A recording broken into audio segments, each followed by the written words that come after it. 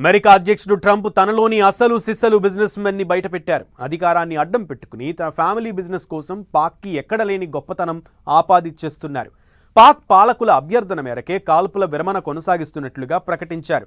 ఈ క్రమంలో పాక్ ప్రధాని ఆర్మీ చీఫ్ ని తెగ పొగిడేశారు ట్రంప్.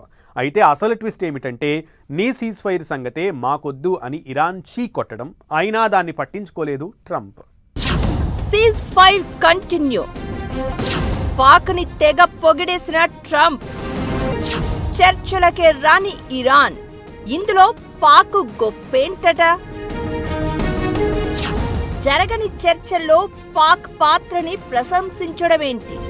పాకిస్తాన్ మధ్యవర్తిత్వంతో శాంతి చర్చలకు మరింత సమయం ఇచ్చేందుకే కాల్పుల విరమణను పొడిగిస్తున్నట్లు ట్రంప్ తన ట్రూత్ సోషల్ ప్లాట్ఫామ్లో చెప్పడం కామెడీగా ఉంది.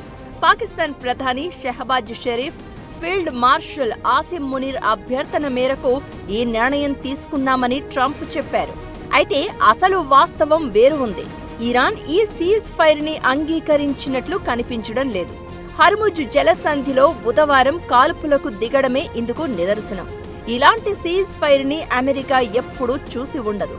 దానికి పోయి క్రెడిట్ అంతా పాకిస్తాన్ కి కట్టబెట్టడం మరీ విచిత్రం. అసలు ఇరాన్ లో నాయకత్వం సంగతి పక్కన పెడితే పాకిస్తాన్ ని అమెరికా సహా అన్ని దేశాలు పావుగా మాత్రమే వాడుకుంటున్నాయి అన్నది ఆ దేశమే స్వయంగా చాలాసార్లు బయటపెట్టింది. పాక్ అధ్యక్షుడు, ప్రధాని సహా మంత్రులు కూడా గల్ఫ్ వార్ ప్రారంభమైన 10 రోజుల్లోనే ఈ మాట చెప్పారు. అంతేకాదు ట్రంప్ ఒకప్పుడు టెర్రరిస్ట్ దేశంగా పాక్ ని వర్ణించారు. అయితే ఎప్పుడైతే పాకిస్తాన్ ప్రభుత్వం ట్రంప్ అల్లుడు, కొడుకుతో కలిసి వ్యాపారంలో పెట్టుబడి పెట్టిందో అప్పట్నుంచి ట్రంప్ ఓ బిజినెస్ మెన్ లానే బిహేవ్ చేయడం ప్రారంభించారు. పాకిస్తాన్లోని రేర్ ఎర్త్ మినరల్స్ సహా అనేక రంగాల్లో పెట్టుబడులు పెడతామని చెప్పడం, ఆ తర్వాత పాక్ ప్రభుత్వం ట్రంప్ కుటుంబంలోని క్రిప్టోకరెన్సీ వ్యాపారంలో పెట్టుబడి పెట్టడం జరిగిపోయాయి.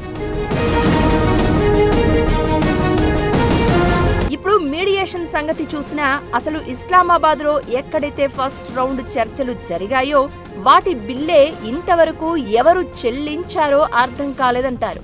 అలానే సెకండ్ రౌండ్ చర్చల కోసమని కూడా 4 రోజుల నుంచి ఇక్కడ హడావుడి చోటు చేసుకుంది. అమెరికాకి ఇరాన్తో మాట్లాడేందుకు ఓ దేశం కావాలి. అది ఆసియా దేశం అయ్యుండాలి. అందుకే పాక్ తోక పట్టుకుంది తప్ప మరొకటి కాదు. పనిలో పనిగా ట్రంప్ తన ఫ్యామిలీ బిజినెస్ ని కూడా ప్రమోట్ చేసుకోవడానికి ఈ పరిణామాలను వాడుతున్నారు. అటు పాకిస్తాన్ కూడా ప్రపంచంలో గ్లోబల్ పీస్ మేకర్ గా బిల్డప్ ఇస్తోంది. ఇంట్లో ఈగల మూత ఉంటే బయట పల్లకిల మూత ఉండాలి. కానీ ఇక్కడ బయట కూడా బండలే పడుతున్నాయి తప్ప మరోటి కాదు. అందుకే మింగ మెతుకులేదు కానీ మనకెందుకు అన్నాయి ఈ మీడియేషన్ అని పాక్లోని జనమే ఈసడించుకుంటున్నారు. సిచ్యువేషన్ ఇలా ఉంటే అమెరికా అధ్యక్షుడు మాత్రం great field marshal Asim Munir, great guy prime minister Shehbaz Sharif అంటూ పొగడడం గమనించాలి. అయితే ఇంత చేసినా ఇరాన్ ఈ తొక్కలో కాల్పుల విరమణ ఎవడికి కావాలంటూ పక్కన పెట్టేయడం అసలు విశేషం.